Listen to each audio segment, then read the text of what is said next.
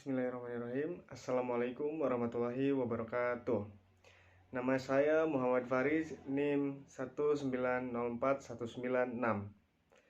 Pada pembahasan kali ini, kita akan membahas materi kelas 6 SD tema 8, yaitu tentang revolusi bumi dan akibatnya bagi kehidupan. Revolusi bumi merupakan perputaran bumi yang mengelilingi matahari.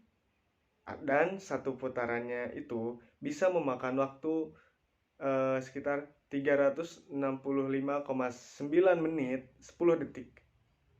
Nah, perputarannya mulai dari barat ke timur dengan kecepatan 30 km per detik. Lintasan satu putaran sepanjang 943 juta kilometer. Banyak sekali kan?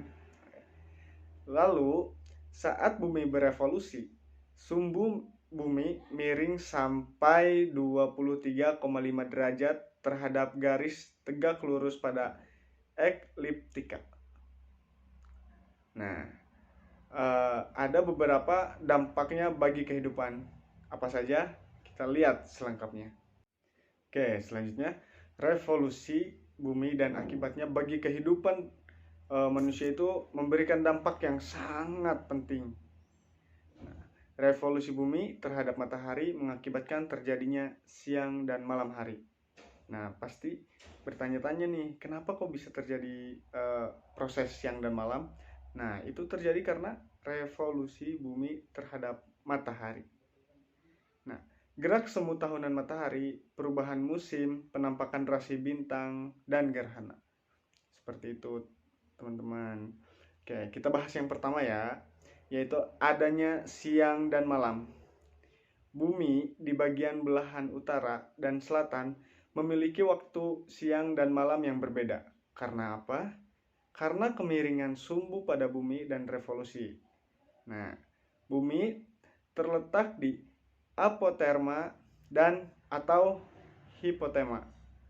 Saat bumi berevolusi, apotema merupakan titik terjauh bumi dengan matahari, sedangkan hipotema merupakan titik terdekat dengan bumi.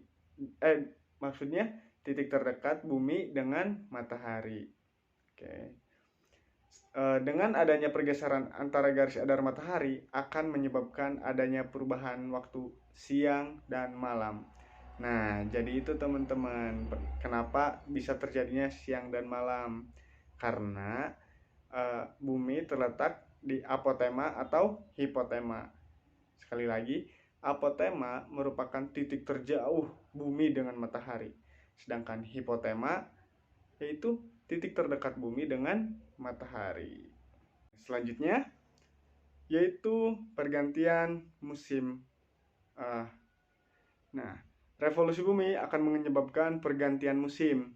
Seperti di Indonesia, kalau di Indonesia itu ada 2 musim. Nah, musim kemarau dan musim hujan.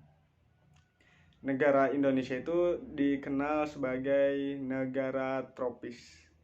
Nah, akan tetapi di negara-negara lain memiliki musim yang banyak, seperti musim semi, musim dingin, musim panas, dan musim gugur. Nah, itu jadi salah satu dampak dari revolusi bumi yaitu pergantian musim.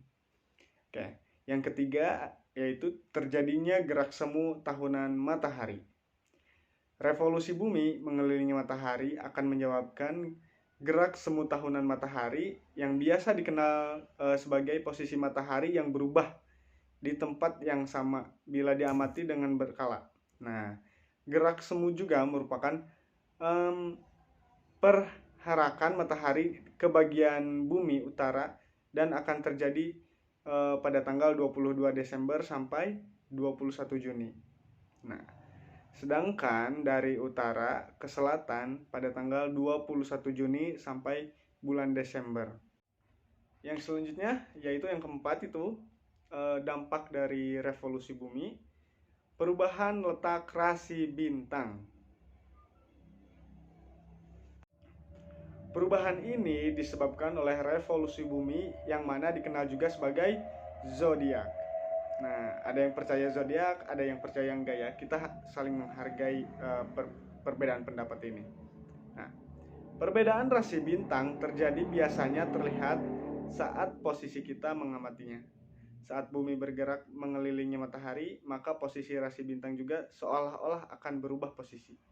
Nah, seperti itu. Dan yang terakhir, ini cukup lumrah bagi kita semua ya.